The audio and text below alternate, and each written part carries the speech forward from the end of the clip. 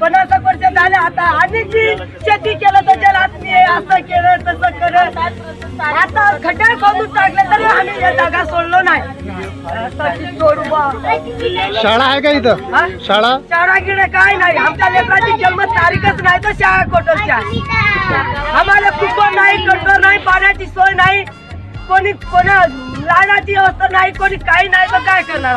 गावाचा सरपंच एकही नाही देत नाही. मी म्हणते मरून गेला म्हणते ते आम्हाला मतदानात जगातच योजना नाही आहे.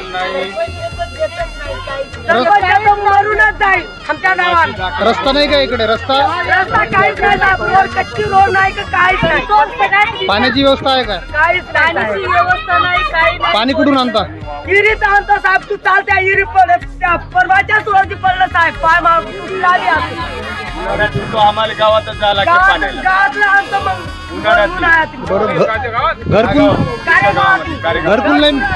घरकुलाचा पत्ता नाही तर काय झोपडे आहे झोपडे.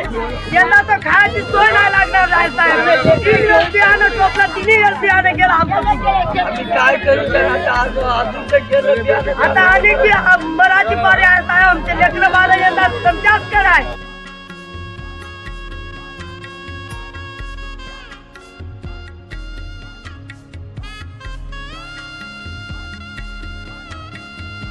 पाण्याची कंट्रोलची लावून द्या मला.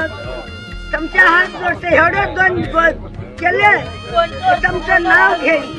8-15 दिवस पैदल जायला लागतं साहेब. या रस्त्यानं पैदल गेलं तर बोरगाव पर्यंत पैदल जायला लागतं. 2-3 किलोमीटर जायला लागतं साहेब आम्हाला. चिखलात ये गरीबी, ये मुफलिसी, ये परेशानियाँ कब होगी दूर?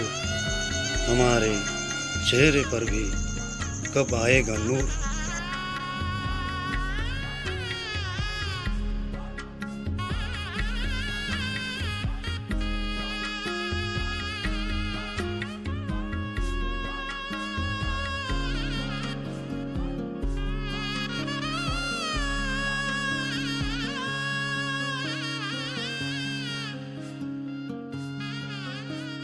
हवामुळे गंभीर समस्यांना तोंड द्यावं लागतंय.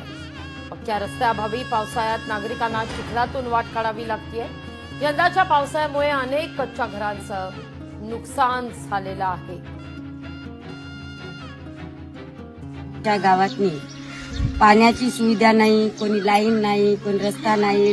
रस्ता नसल्यामुळं आमच्या गावातनी जे घरवार बाहेर राहते त्यांना आम्हाला उचलून न्यावं लागते आणि बिमार पोरं राहते त्यांना पण आम्हाला उचलूनच गावात घेऊन न्यावं लागतं. पाण्याला इथून जायच्या टाइम आम्हाला नाला लागते. आता पावसाचे दिवस आहे, आम्हाला काही पाणी भरता येणार नाही.